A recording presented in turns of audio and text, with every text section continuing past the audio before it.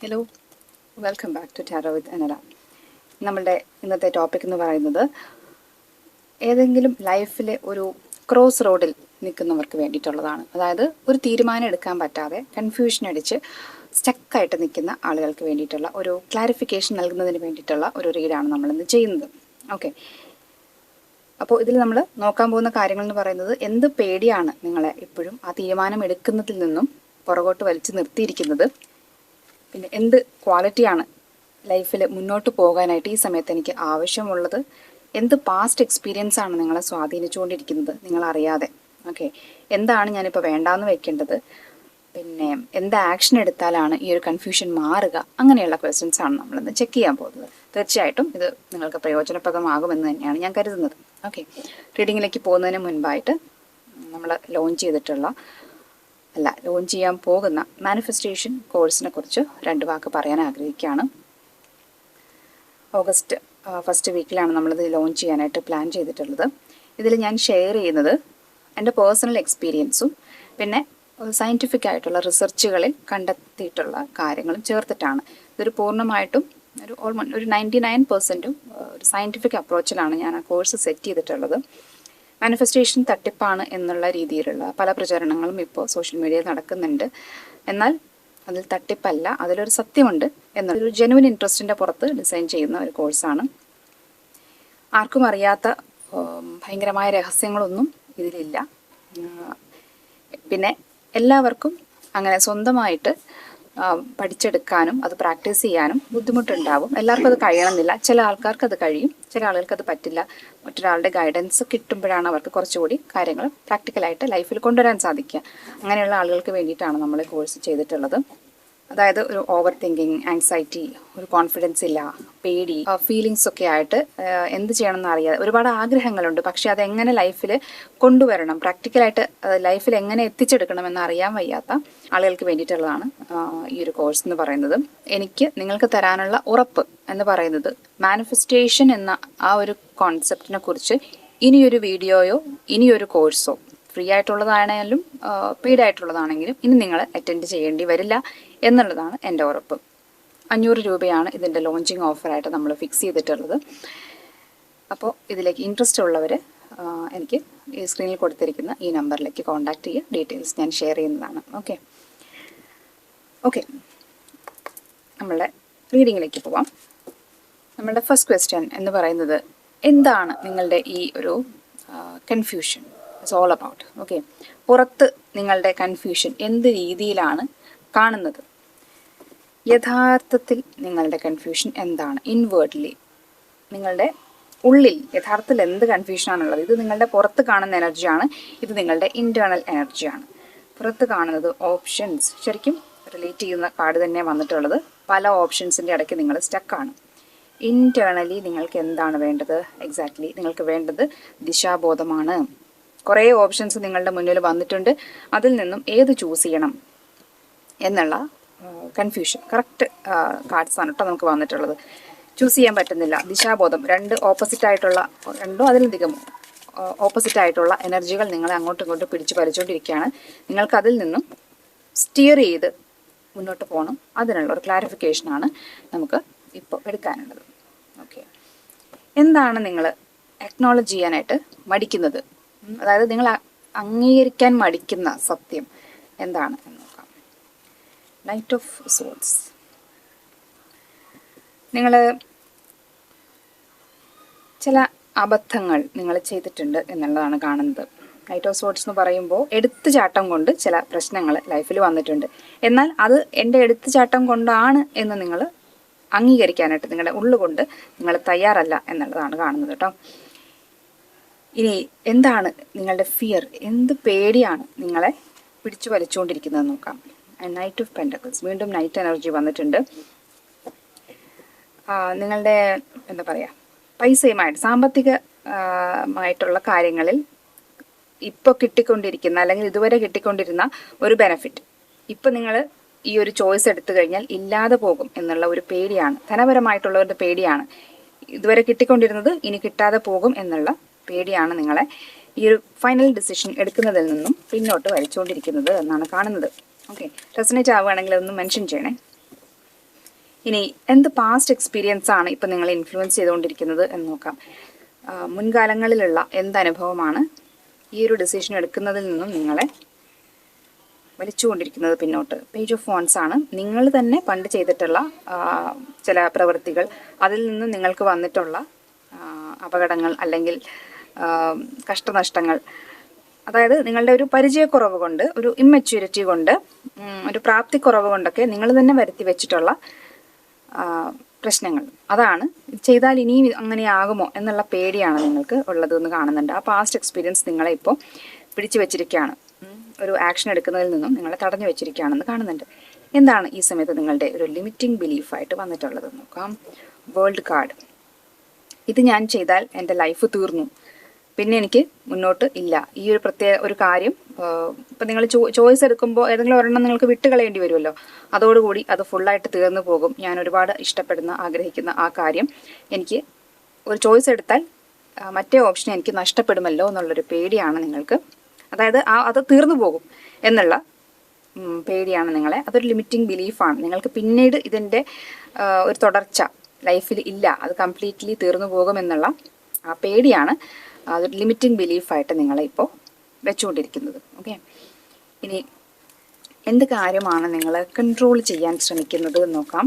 പക്ഷേ ഈ കാര്യം നിങ്ങൾക്ക് കൺട്രോൾ ചെയ്യാൻ സാധിക്കില്ല, പക്ഷേ you are trying to control it. അതെന്ത് കാര്യമാണെന്ന് നോക്കാം.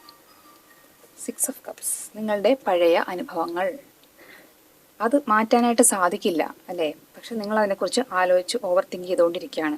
പഴയ നിങ്ങളുടെ മുൻകാലത്തെ എന്തോ ഒരു അനുഭവം അല്ലെങ്കിൽ ഒരു വ്യക്തി തീർച്ചയായിട്ടും നിങ്ങൾ ഈ കാര്യത്തിൽ സ്വാധീനിക്കുന്നുണ്ട്. 6 ഓഫ് കപ്സ് നൊസ്റ്റാൾജിയ എന്ന് പറയുന്ന ഒരു കാർഡാണിത്. ആ ഒരു വ്യക്തി അല്ലെങ്കിൽ ആ ഒരു അനുഭവം നിങ്ങളെ വളരെ ഡീപ്പായിട്ട് സ്വാധീനിച്ചുകൊണ്ടിരിക്കുന്നുണ്ട് എന്നാണ് കാണാൻ പറ്റുന്നത്. ഇനി എന്ത് ഒരു അൺസീൻ ഫാക്ടറാണ് നിങ്ങൾക്ക് ഭാവിയിൽ ഇമ്പോർട്ടൻ്റ് ആയിട്ട് വരാൻ പോകുന്നത്? ഇപ്പോൾ ഈ ഒരു കാര്യം നിങ്ങൾ തിരിച്ചറിയുന്നുണ്ടാവില്ല, അല്ലെങ്കിൽ ഇതിന് വലിയ പ്രാധാന്യം നിങ്ങൾ കൊടുത്തിട്ടുണ്ടാവില്ല. പക്ഷേ ഭാവിയിൽ ഇതിന് പ്രാധാന്യമുണ്ടാകും. അങ്ങനത്തെ എന്ത് കാര്യമാണ് ലൈഫിലുള്ളതെന്ന് നോക്കാം. 5 ഓഫ് വാൻഡ്സ്. അതായത് നിങ്ങളുടെ തന്നെ വേണ്ടപ്പെട്ടവർ നിങ്ങളോട് അങ്ങനെയല്ല ഇങ്ങനെയാണ് വേണ്ടത് എന്നൊക്കെ പറഞ്ഞിട്ട് നിങ്ങൾക്ക് കുറേ കറക്ഷൻസ് തരുന്നുണ്ടായിരിക്കും. അതായത് നിങ്ങൾ കുറച്ചൊരു ഫൈറ്റിംഗ് എനർജിയിലാണ്.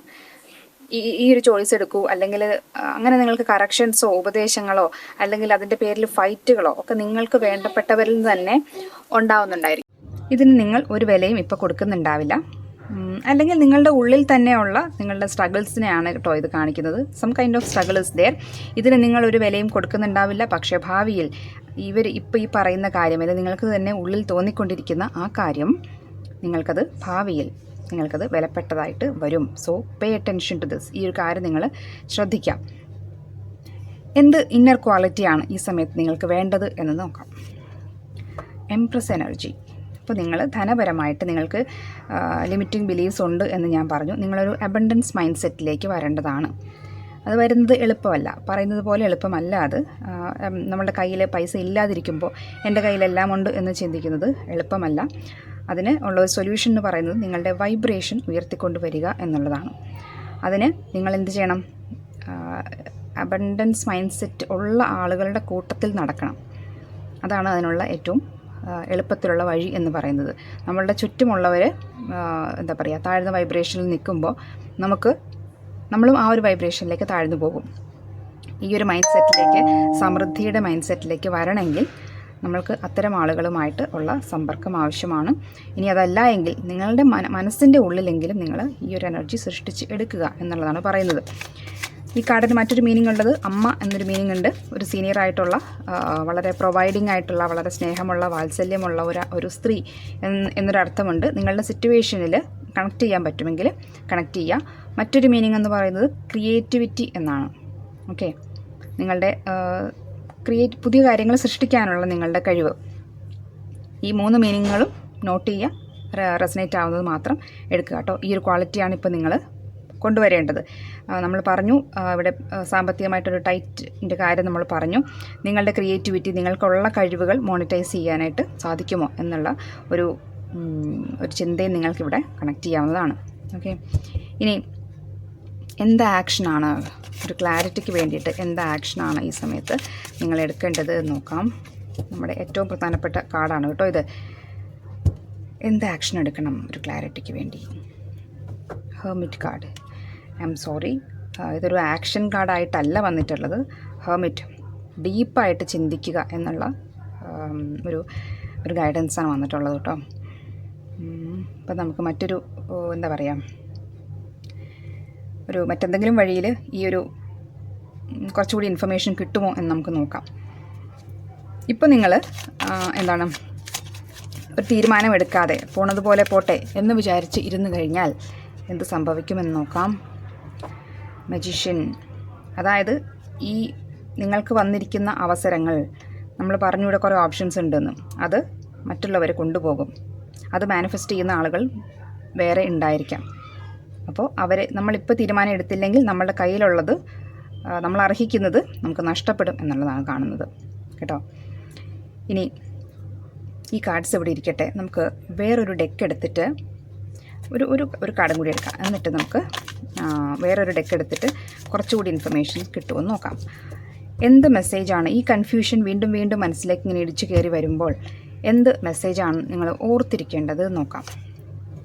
7 of swords. ഇപ്പോൾ നിങ്ങളുടെ കാര്യം നോക്കുക. പിന്നെ ചതി കരുതിയിരിക്കുക.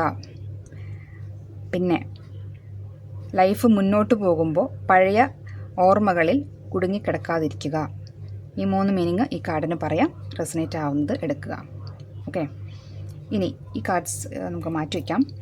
എന്നിട്ട് മറ്റൊരു ഡെക്ക് എടുത്തിട്ട് നമുക്ക് ഒരു ക്ലാരിറ്റി കിട്ടുമെന്ന് നോക്കാം. നിങ്ങൾ ഏത് ഓപ്ഷൻ എടുക്കുന്നതായിരിക്കും ഏറ്റവും നല്ലത്? കാരണം നമ്മൾ കൺഫ്യൂഷനിലാണല്ലോ ഉള്ളത്. അപ്പോൾ അതിൽ ഏറ്റവും നല്ലത് ഏതെടുക്കുന്നതായിരിക്കും എന്ന് നമുക്ക് നോക്കാം. അപ്പോൾ ഞാനൊരു 3 കാർഡ്സ് എടുക്കാം. നിങ്ങൾക്ക് എത്ര ഓപ്ഷൻസ് ഉണ്ട് എന്ന് എനിക്കറിയില്ല. ഞാൻ 3 കാർഡ്സ് എടുക്കാം. ഓക്കെ, നിങ്ങളുടെ ഓപ്ഷൻ നമ്പർ 1 ആണ് ഇത് ഓപ്ഷൻ നമ്പർ 2, ഓപ്ഷൻ നമ്പർ 3. നിങ്ങൾ ചെയ്യേണ്ട കാര്യം നിങ്ങളുടെ ഓപ്ഷൻസ് ഫിക്സ് ചെയ്യുക. ഓക്കെ, നിങ്ങൾക്ക് ചിലപ്പോൾ 2 ഓപ്ഷനുകളെ ഉണ്ടാവുകയുള്ളൂ. That is okay. അങ്ങനെയാണെങ്കിൽ ഈ 3rd കാർഡ് നിങ്ങൾ നോക്കണ്ട. നിങ്ങളുടെ ഫസ്റ്റ് ഓപ്ഷൻ എന്താണ്, സെക്കൻഡ് ഓപ്ഷൻ എന്താണ്, 3rd ഓപ്ഷൻ എന്താണ് എന്നുള്ളത് നിങ്ങൾ ആദ്യം ഒന്ന് മനസ്സിലൊന്ന് കണക്ക് കൂട്ടി വയ്ക്കുക. ഓക്കെ, ഫിക്സ് ചെയ്തല്ലോ. ഇനി നമുക്ക് ഇതിന് യൂണിവേഴ്സിൻ്റെ ഗൈഡൻസ് എടുക്കാം. ഓരോ ഓപ്ഷനും നിങ്ങൾ എടുത്തു കഴിഞ്ഞാൽ ലൈഫിൽ എന്തായിരിക്കും വരാൻ പോകുന്നത് എന്നുള്ളതാണ് നമ്മൾ നോക്കുന്നത്. ഓക്കെ, നിങ്ങളുടെ ഓപ്ഷൻ നമ്പർ 1, അതിന് യൂണിവേഴ്സ് തരുന്ന ഗൈഡൻസ് ഇതാണ്. നിങ്ങളുടെ ഓപ്ഷൻ നമ്പർ 2വിന് യൂണിവേഴ്സ് തരുന്ന ഗൈഡൻസ് ഇതാണ്. നിങ്ങളുടെ ഓപ്ഷൻ നമ്പർ 3 യൂണിവേഴ്സ് തരുന്ന ഗൈഡൻസ് ഇതാണ്. ഓക്കെ, നമുക്കിവിടെ ഒരു ജഡ്ജ്മെൻറ്റ് കാർഡ് വന്നിട്ടുണ്ട്. Page of pentacles. ഓക്കെ, അത് നോക്കേണ്ട കാര്യമില്ല. നമ്മൾ ഇവിടെ ഗൈഡൻസ് ആണ് വരുന്നത്. നിങ്ങളുടെ ഓപ്ഷൻ നമ്പർ 1 അത് എടുത്തു കഴിഞ്ഞാൽ നിങ്ങൾക്കൊരു ഹാർട്ട് ബ്രേക്കാണ് വരുന്നത്. ഹാർട്ട് ബ്രേക്കിൽ കൂടെ കടന്നു പോകേണ്ടി വരും എന്നുള്ളതാണ് അതിൻ്റെ റിസൾട്ട്. നിങ്ങളുടെ ഓപ്ഷൻ നമ്പർ 2 ആണെങ്കിൽ നല്ല രീതിയിലുള്ള എഫേർട്ട് ഇടേണ്ടി വരും. മറ്റുള്ളവരിൽ നിന്ന് നിങ്ങളിത് മറച്ചു വെക്കേണ്ടി വരും. ഓക്കെ, അങ്ങനെ ഒരു മീനിങ് ആണ് വരുന്നത്. ഓപ്ഷൻ നമ്പർ 3 ആണെങ്കിൽ definitely this is money related.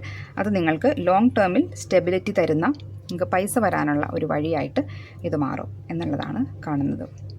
ഇത് ക്ലിയർ ആയിട്ടുണ്ട് എന്നാണ് ഞാൻ വിചാരിക്കുന്നത്. So that's it.